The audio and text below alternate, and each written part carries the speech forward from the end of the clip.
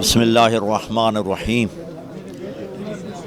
یہ آج کا اجتماع جو تمام مذاہب، تمام مکاتب فکر کا آج اجتماع ہوا ہے اس سلسلے میں کہ چیف جسٹس صاحب سوچ سمجھ کر فیصلہ کریں آپ، کیونکہ یہ قرآن و سنت اور تمام امت اسلامیہ کا اجتماعی یہ مسئلہ ہے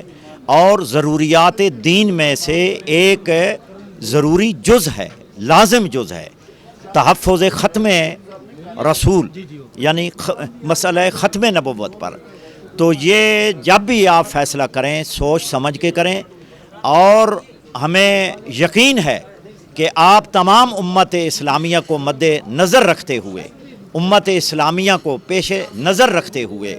اور پورے پاکستان کے مسلمانوں کو، بلکہ عالم اسلام کے مسلمانوں کو مد نظر رکھتے ہوئے اس فیصلے پر نظر ثانی فرمائیں گے، اور اسلام دشمن کفتیں جو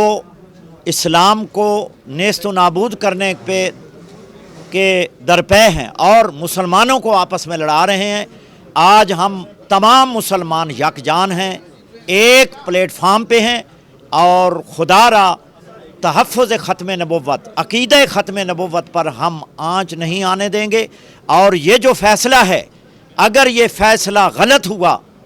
تو میں پاکستان کے ذمہ دار حساس اداروں کے اعلیٰ افسران سے اپیل کرتا ہوں کہ برائے کرم آپ یعنی پاکستان کی سالمیت کو دیکھیں اور امت اسلامیہ کے